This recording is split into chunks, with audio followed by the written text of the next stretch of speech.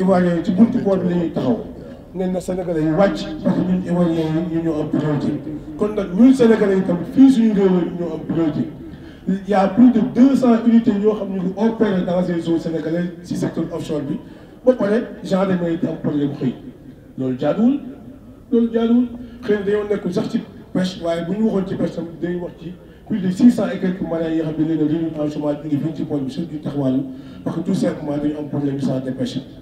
loolu nag ay problème de centre de pêche du suñu domaine problème de politique la mais ñoom nañu régler ces problèmes là pour que les 600 et quelques borom kër yooyu ñu réduire au chômage dem am xëy dem liggéey loolu mooy dëgg da ci des nag ci contenu local mooy problème de transfert de compétence bi te loolu chaque fois su ma ci waxee damay jël benn exemple bu patent mooy dañu def forage fii à Sangomar de 2021 à 2024 ñu ma ñetti at ay doomu Sénégal plateforme pétrolière bi ñëw fii ñu d'accord naam doomu Sénégal yi dem fa di fa liggéey ko mooy ouvrier parce que tout simplement xëy na mosu ñoo def forage waaye li jaadu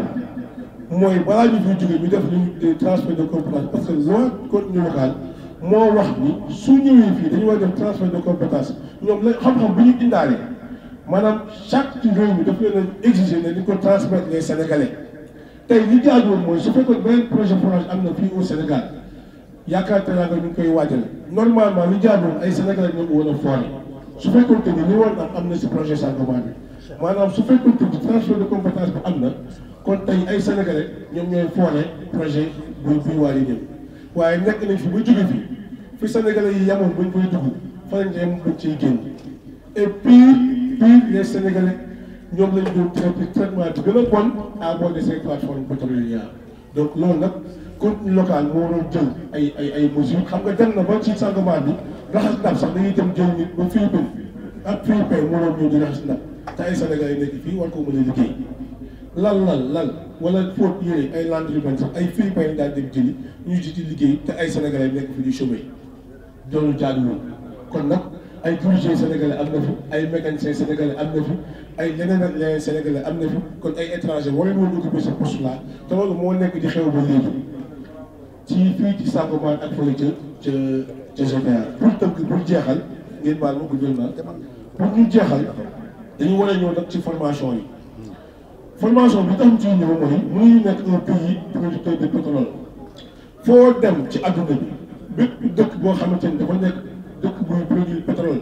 am na une école digne de ce nom de formation maritime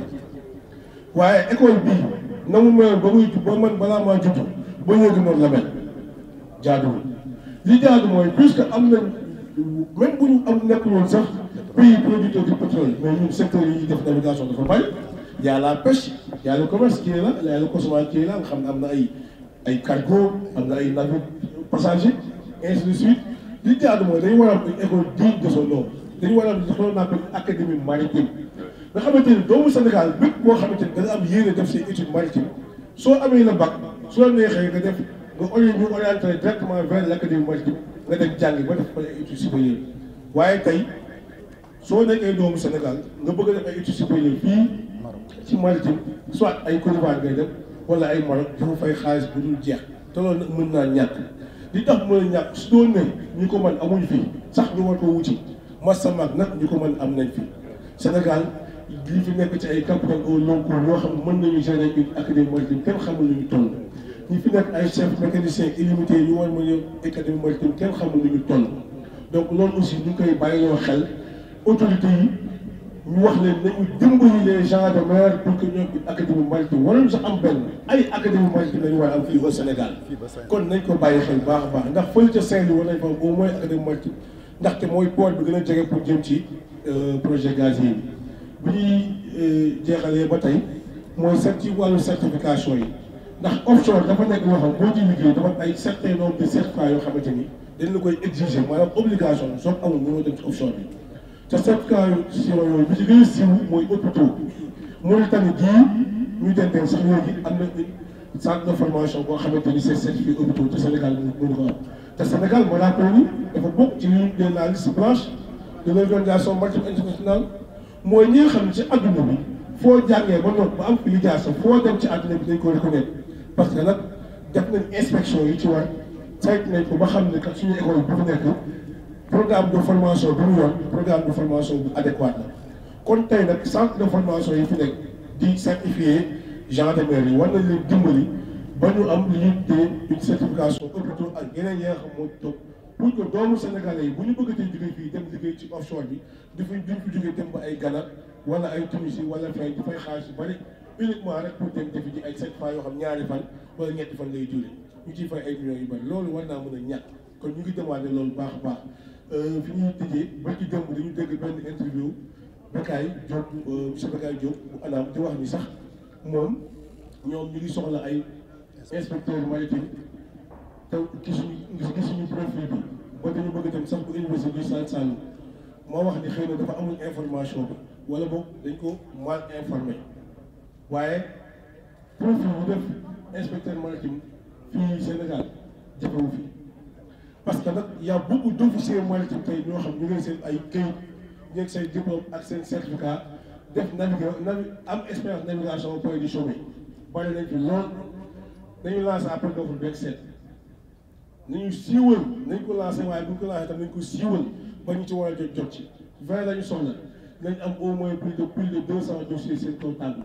parce que nag marin yaa ngi fi di sommet yor seen ay këyit jàng li ñu war a jàng xam li ñu war a xam dem naviguer ba noppi donc li ñuy ñaan encore une fois mooy autorité yi nañu joxaat nopp syndicat yi waaye tam nañu joxaat nopp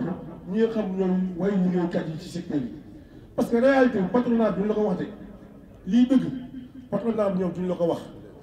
donc dëgg bi suñ ko bëggee dëgg nañu mayaat nopp encore une fois syndicat yi may wax ni président de la République bi ñu ko falee dans les premiers mois dafa am lu mu waxoon fii comité conseil des ministres dañu waxoon ni moom dafa ñaanal ministres yi dañu may nopp ñi nga xam ñoom leen jiite secteur bu nekk daf lañ ñaan ne la mayal nopp ñi nga xam ñoom nga jiite mais ñun en tout cas suñu secteur li ñu seetlu mooy loolu noonu président waxoon ñoom jëfewuñ ko parce que nag ñu ngi fekk tey ay yu bari lettre de demande d'audience yoo xam dañ koo bind si suñu ministère de tutelle muy ministère de la pêche et des infrastructures portuaires yoo xam ne ba léegi sans suite mu ñu fexe ba recevoir ñu ngi fekk yoo xamante ni ñu ngi ko demandé le directeur de l'ANAM ba léegi mu ngi fexe ba recevoir ñu ngi fekk yoo xam ne ñu ngi ko bind ministère de l'énergie du pétrole ba léegi mu ngi fexe ba recevoir kon ñoom loolu président bu xool dama yaakaar ni ko déggul kon ñu ngi leen di ñaan ñoom encore une fois nañu gën a ubbi seen ay buntu du sax li ñuy demandé parce que exigence la c'est une exigence dañuy ubbi seen ay bunt ñu déglu ñi nga xam ñoom lañu war a déglu ñu wax leen li nekk secteur bi contenu local waxu yamuñu ci interpellé ko dañ ko sax présent proposer ay solutions on a fait un mémorandum bi mu ngi nii ma tiim daf ci mun xaj boo xam dañ ko envoyé le directeur du contenu local ba pare proposer ko ay solutions parce que ñun du ñu yem si critique kese dañuy proposer waat ay solutions mais ba léegi mënuñ fexe ba toog ni te boobu ba léegi ça fait plus de 3 mois kon nag autorités yi ñu ngi leen demandé loolu foofu la ñuy wàccee kàddu gi bàyyi sama camarades yi ñoom ñu kon ne jërë ngeen jëf yal na barke nodd gi def ba lii ñuy wax ñi ko war a dégg ko ku fi teew yàlla na la yàlla defal yiw may sa tënk na liñ fi waroon a wax yëpp wax ko ci waxin wu rafet bu leer nañ monde maritime bi problème yi dafa bari damay faral di wax ne dañuy mel ne mu jigéen ñu ñuy seetaan comme ni mu ko waxee nag ci fin woo xam ne loolu laay wax quand le président de la République demande à ses ministres et à ses directeurs généraux que na ngeen jege base ba peuple bi déglu leen ñun sentiru guñu ko ndax li ñuy wax waxewuñu ko suñu bakkan li ñuy wax teguñu ko ci lu dul yoon lan la ñuy laaj suñu dëkk la ñu nekk di gis suñ demee ci yeneen dëkk yu bëgg a liggéey merewuñ leen ci li ñuy def ñoom parce que fulla la ak fayda dañuy wàccee nañu dellu leen seen dëkk ñun suñu dëkk Côte d'Ivoire gii rek dañu daan wax ne kon ku fa dem bind ko mu leer nañu ci kayit ne képp ku fi ñëw am métier boo nga xamante ni ivoirien mën na ko def ivoirien moo koy jël ñun Sénégal nag ñu ne yàcc na yasar loolu ba kañ lii jëm ci suñu kanam nag laay wax ak marin yi mbéjum kanam boroom a koy fajal boppam wax nañu ak ñoom bind nañ leen ñi ngi taaxeerlu ay weer rassemblement bu mag la ñuy waajal boo nga xamante ni képp kuy marin te yematul ci marin yi on lance un appel pour ki démb samedi ouvrier Sénégal yëpp dajaloo nañ de la place de l'Obélisque jusqu'à la RTS taxaw wane seen naxar loolu warul am ci réew moo nga xamante ni am nañu fulla ak fayda di woote souveraineté loolu waru fa am. Les ouvriers d'abord SAR gii bi ñuy def seen extension bi sama camarade Gassama ñu toog ci ñi ko liggéey la bokk donc ay compétence mënuñu wax ne ñàkk na ci réew bi bateau offshore bi fi ñëw bateau bi fi ñëwoon Océan Pellegrino di gasteed yi Maysa Mbaye ñu toog il était allemand là-bas marin yi toog ñi ngi nii ñoo accompagné bateau yi ñi ngi nii toog ñuy def liggéey bi ñu liggéey ko ba liggéey bi jeex zéro faute zéro accident loolu jafewul lu muy am ci offshore mais nan nañ lay defalee lu mel noonu ci sa réew taxaw tey di la laaj ne la fexe leen ñu liggéey ci ngeen di seetaan marin yi ku liggéey 4-5 mois toog 2 ans 3 mois sa poste ab étranger ne fa wa ilaa defuñu li ñu war a def ay bateau yu mel ne bateau Taïwan bi ñu ngi fi ba léegi di liggéey ñu wàcce sénégalais yi ci nekkoon yëpp mais ce contrôle là fan la tege il faut que nag gars yi yeewu ci seen nelaw yi nekkee munoo nekk ci réew di jooy emploi da nga war a ubbi ay boutique da nga war a def lii na xale yi dem ci tool yi bàyyi am ñoo nga xamante ni li ñuy laaj ñoom am nañ ko ba téye ko defal leen ñu suñu convention def leen benn commission comme les pays la fa au Nigeria un bateau accoste le contenu local le syndicat et les autorités maritimes montent ils vérifient lan la fi Nigérien mën a def ñu dégager kooku mu ñibbi le Nigérien va le faire nga dem Angola moo fa am nga dem Côte d'Ivoire moo fa am fu ne ñun ñu bëgg a commencer pétrole commencé na mi ngi avant di dem yàlla na yàlla yokk xéwali gaz léegi ñu dégg mu ball ñu bëgg a toog rek ñun noppi croiser les bras naan déedéet nañu xaar Dubaï lan la amoon dara fulla ak fayda la ñu am seen pétrole génn ñu am ci fulla ak fayda teg ci seen loxo ñun nag yaakaar boobu lañu amoon sur ces nouvelles autorités waaye nag xaar baa ngi bëgg a yàgg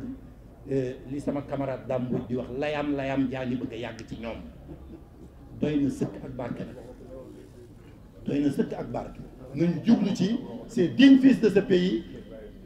boo demee ba ci waxuma sax boo may sànq koy wax léegi laisser-aller bi ci am dafa ëpp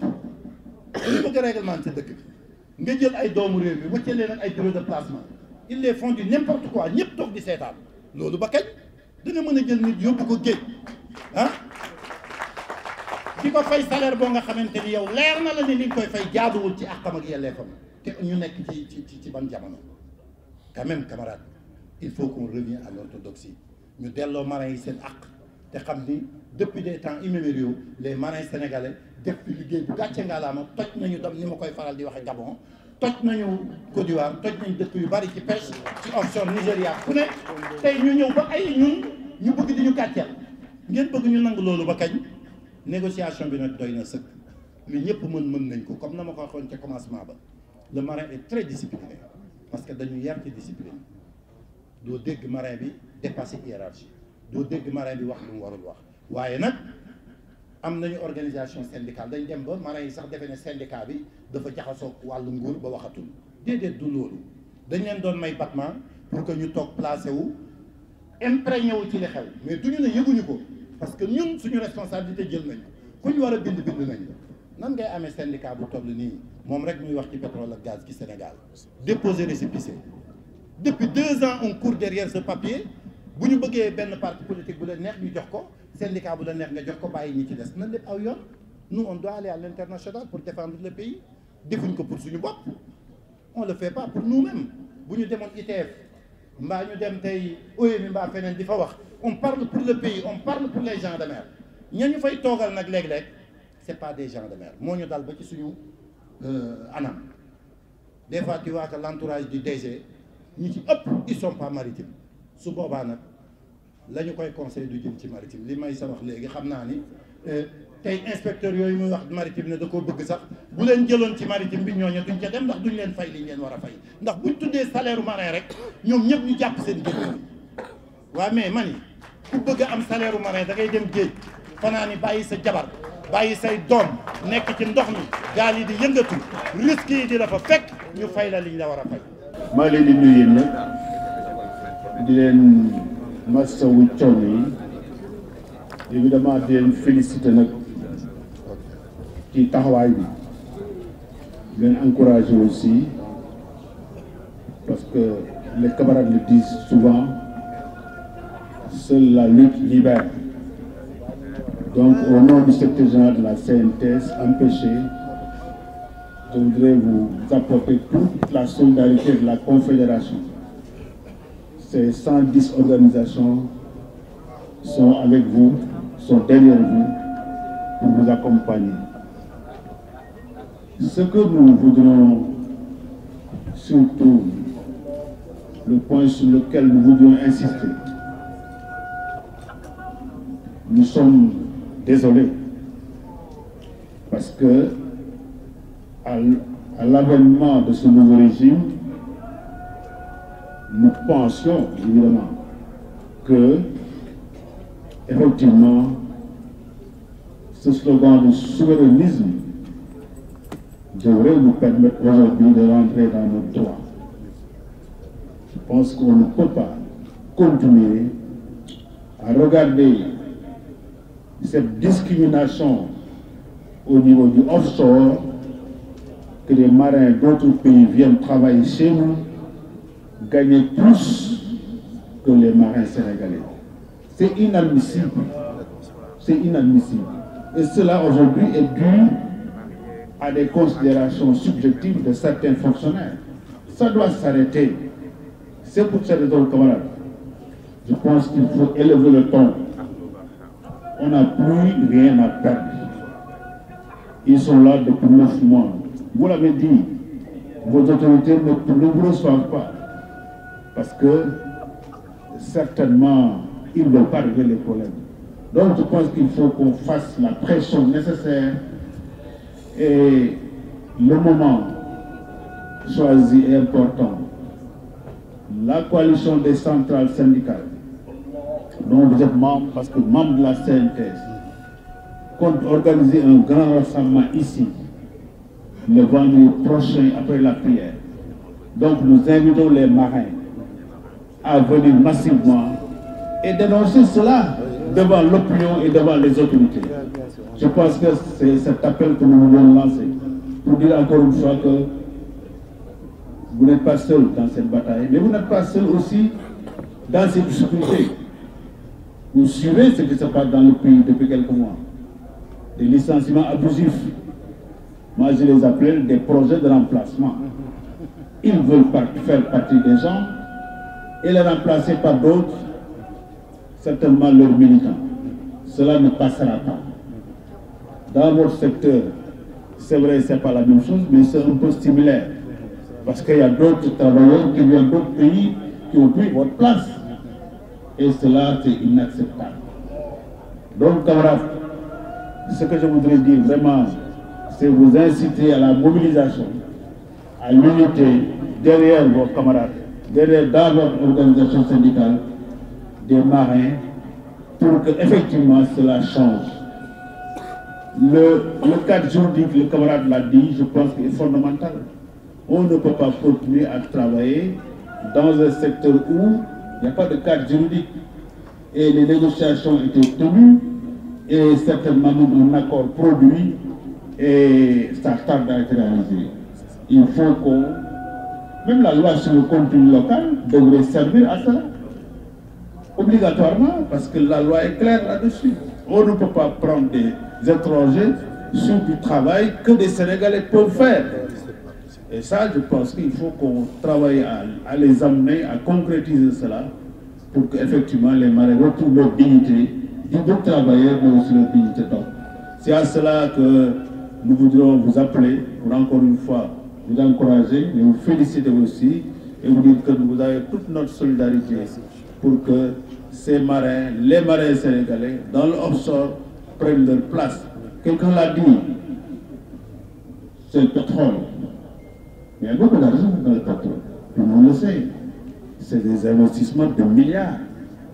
Mais ceux-là qui travaillent, qui ont le risque réel tous les jours avec eux, qui ne puissent pas nourrir leur famille à partir de salaires décents,